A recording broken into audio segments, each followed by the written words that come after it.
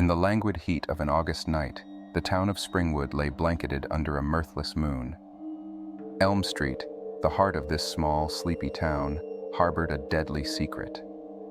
The moment Rebecca Thompson's head hit the pillow, she was dragged into a dream more vivid and alarming than any she'd experienced before. Sweat trickled down her forehead as she found herself standing in an eerily familiar setting, the dilapidated boiler room of an abandoned factory. The deafening sound of dripping water echoed in the metallic belly of the room, and an unshakable feeling of dread washed over her. Emerging from the oppressive gloom, a silhouette appeared. A hideous figure, dressed in a worn-out, grimy sweater and a rusty, grotesque fedora that obscured his face. But what truly made Rebecca's blood run cold was what he held in his right hand, a gnarled glove equipped with deadly sharp knives, reflecting the scant light in the room with an ominous glint. The figure stepped into a sliver of light, revealing a scarred, disfigured face. It was as if he had been dragged through a lake of fire. His maniacal laugh echoed around the room, a sound that would haunt Rebecca's nightmares for the rest of her life. His voice was like a rusty chainsaw, grating and cold. "Welcome to my playground, Rebecca," he sneered, his voice resonating with a cruel delight. Suddenly, a searing pain sliced through her arm. Looking down, she saw a deep cut appear, blood seeping out and staining her nightdress. A terrifying realization dawned upon her. This wasn't just a dream. As Rebecca stumbled back, gasping for breath, the figure advanced. She could hear the chilling scrape of his knives, a nightmarish symphony that amplified her fear. She tried to run, but her feet felt like lead. The harder she tried to escape, the closer he seemed to get. The chilling laughter followed her through the maze of the boiler room, each echo a reminder of the deadly game she was trapped in. Rebecca bolted awake in her bed, gasping for air. The once familiar comfort of her room now seemed foreign and hostile. Her arm throbbed painfully, and lifting her sleeve, she revealed a raw, angry gash, exactly like the one in her dream. As she stared in horror at the tangible evidence of her nightmare, the moonlight outside dimmed, and a dread-filled shadow danced across her window. An ominous whisper wafted through the crack in her window, the words sending chills down her spine. "Welcome to my playground, Rebecca," it said, the words echoing in the silence of the night, an eerie prelude to the reign of terror that was about to unfold on Elm Street. The figure from the dream was no longer just a fragment of her subconscious. He was real, and he had a name that would soon spread terror through the town of Springwood: Freddy Krueger. The next day, Rebecca, pale and anxious, hurried through the bustling hallways of Springwood High. The terrifying wound from her nightmare was hidden beneath a bandage and layers of clothing, a grim reminder of the horror that had seized her in her dreams. She needed to confide in someone, she decided, seeking out her best friend, David. The sight of David's carefree smile momentarily eased her distress. Seated in the school's library, shielded from the normality outside, Rebecca finally revealed her midnight terror and the lingering evidence of her nightmare. David listened attentively, concern replacing his usually jovial demeanor. As she revealed the jagged wound, his eyes widened in disbelief. Suddenly he fell silent, his gaze far away. "Freddy Krueger," he muttered under his breath. It was a name Rebecca had hoped never to hear again. David's father, a historian of Springwood, had often shared stories about the town's disturbing past. One name featured prominently in those tales: Freddy Krueger, the infamous Springwood slasher. Freddy was a vengeful spirit that infiltrated the dreams of his victims, causing real damage in the waking world. Rebecca recoiled in terror at David's words. The dream was no dream, but an encounter with a nightmarish entity. Feeling her world spin, she realized she must fight the unimaginable, the very fear of falling asleep. That night, with every creak of her house, every rustle of leaves outside, she fought to stay awake. But as the night deepened, her eyelids grew heavy, and sleep, however feared, seemed inevitable. As soon as she drifted off, the chilling familiarity of the boiler room greeted her once again. Freddy emerged from the shadows, a wicked grin splitting his burnt face. "Missed me, sweetheart?" he growled, knives scraping against each other with a bone-chilling sound. But this time, Rebecca was ready. She wasn't going down without a fight. Summoning all her courage, she attempted to fight back, evading his attacks. Her desperate attempts seemed to amuse Freddy, his laughter echoing ominously in the boiler room. But her defiance was short-lived. Freddy was quick, and his next attack sliced through her shoulder, sending an agonizing jolt of pain through her body. With a scream, she woke up, her heart pounding against her ribs. Fresh blood seeped through her nightdress from a new wound. She was losing the fight, and the realization was more terrifying than Freddy himself. As dawn broke, Rebecca looked into the mirror, her reflection barely recognizable. How do you fight an enemy who attacks in your sleep? The curse of the endless sleep was upon her. An eerie sense of dread filled her room, a grim indication of the horrors yet to come. Little did she know, the terror of Freddy Krueger was only beginning. With every passing day, Rebecca's fear deepened. The cruel paradox of her life had become the primal need to sleep and the mortal fear of it. She had to find a way out. She needed to know more about the nightmare that was Freddy Krueger. Following David's suggestion, they visited his father, Mr. Johnson, a repository of Springwood's gruesome past.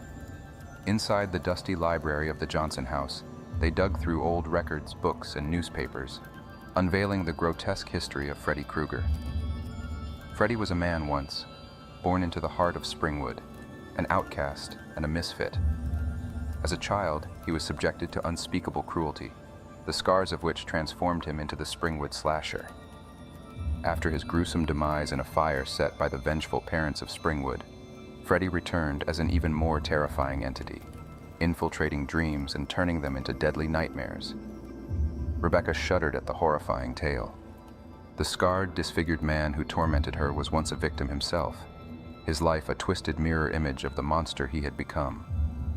Determined to escape the grip of the nightmare, Rebecca researched further into Freddy's past.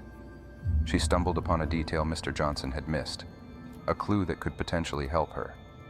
An old local legend spoke of a dream guardian, a spiritual entity capable of protecting one from the darkest corners of their dreams. Fueled by a newfound hope, Rebecca spent the night reading about this dream guardian. It was said that invoking the guardian required an object of deep personal significance to the person in need. Rebecca instantly thought of a silver locket her mother had left her. Holding it in her hands, she could almost feel a warmth emanating from it, a stark contrast to the cold terror of her nightmares. That night, Rebecca clutched the locket tight, the comforting metal becoming her anchor to reality. With a deep breath, she allowed herself to slip into sleep. Almost instantly, the terrifying boiler room appeared. Freddy emerged from the shadows, his chilling laughter piercing the silence. But this time, Rebecca was not alone. She could sense another presence, a soft glow contrasting Freddy's darkness. Despite this, Freddy lunged, the terror of his attack reaching a feverish pitch. But as Rebecca cried out, the locket around her neck started glowing brighter. A force field appeared around her, shielding her from Freddy's assault. Confusion flashed across Freddy's face, quickly replaced by rage. "What's this?" he roared, striking the force field, his knives sparking against it. Rebecca woke up, panting heavily but relatively unharmed. A small victory, but a victory nonetheless. As dawn arrived, Rebecca found herself changed. She was no longer just a victim, she was a fighter. The battle against Krueger was far from over, but for the first time, she felt a glimmer of hope. Armed with knowledge and protected by her dream guardian, she prepared for the horrors yet to come, ready to face her fears and fight the scars of the past. Armed with newfound courage, Rebecca began to see her nightmares differently. They were no longer just a terror to endure, but a battlefield, a twisted playground where she would confront and defeat Freddy Krueger. She knew this would not be easy. Freddy was a cunning adversary, always changing his tactics, always on the offensive. But fortified by her dream guardian and her unyielding will, Rebecca was ready to take him on. The night was a veil of trepidation, an abyss waiting to unleash the terror of her dreams. As sleep claimed her, Rebecca found herself back in the boiler room. The familiar dread was there, yes, but this time, so was a firm resolve. Freddy stepped out from the shadows, his sinister grin widening as he saw her. "Ready for another round, sweetheart?" His grating voice echoed around her, the clinking of his knife fingers filling the silence. With the locket clutched tightly in her hand, Rebecca braced herself.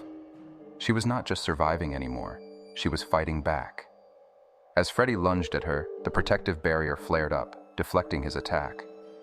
Frustration crossed Freddy's face, his anger making him reckless. Rebecca used this to her advantage. Forcing her fear down, she focused on her dream surrounding, willing it to change.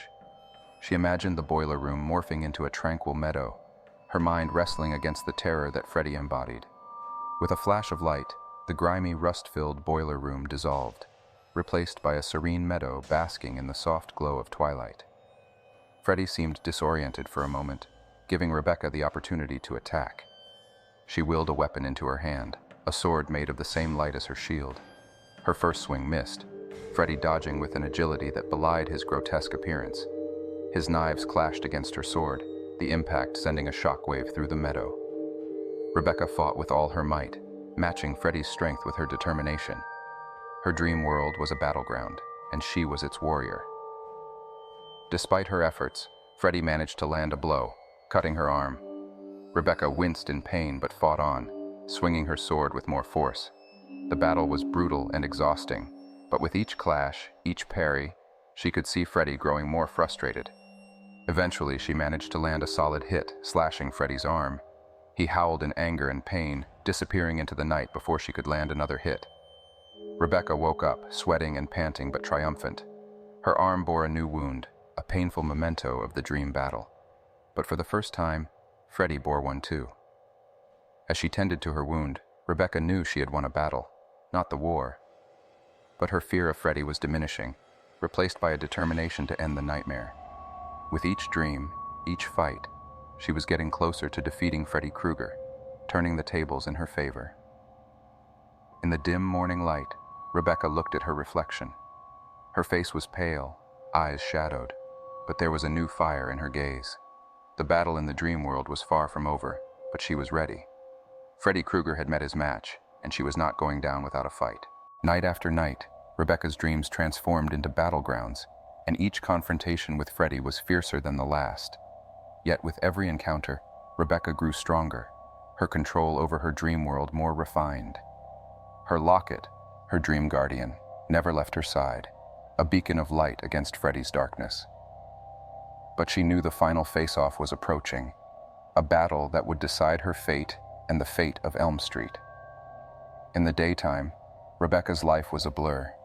She was constantly tired, bearing the physical and mental scars of her nightly fights. Only David, who remained by her side, knew of her struggle. He was her anchor to the real world, a constant reminder of what she was fighting for. One evening, as the sun set, casting long shadows over Elm Street, Rebecca felt a chill. A sense of foreboding hung heavy in the air. Tonight was the night. She could feel it. The final battle with Freddy Krueger was imminent. In her dreams, the boiler room reappeared, grimmer and more foreboding than ever. Freddy was there, waiting for her, his scarred face twisted into a grotesque grin. "Ready for the endgame, sweetheart?" he sneered.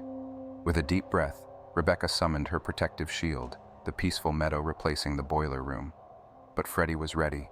With a maniacal laugh, he forced the dream to shift, the meadow contorting into a twisted maze, a labyrinth of nightmares. The gravity of the challenge hit Rebecca hard. Freddy was not going to play fair. In the darkness of the labyrinth, Freddy was a hunter, a predator stalking his prey. The clinking sound of his knives echoed through the maze, a chilling reminder of his presence. As she ran through the maze, Rebecca felt Freddy's presence closing in. He was toying with her, she knew, making her feel cornered, desperate. But she couldn't let him win. She had to turn his game around. Summoning all her strength, she stopped running. She focused on the maze, on the twisted construct of Freddy's making. She was the dream weaver here, not Freddy. With this realization, she willed the maze to change. Walls crumbled, paths cleared, revealing Freddy in all his monstrous glory. There was surprise in Freddy's eyes, but it was quickly replaced by rage. The clashing began, her light sword against his knife fingers.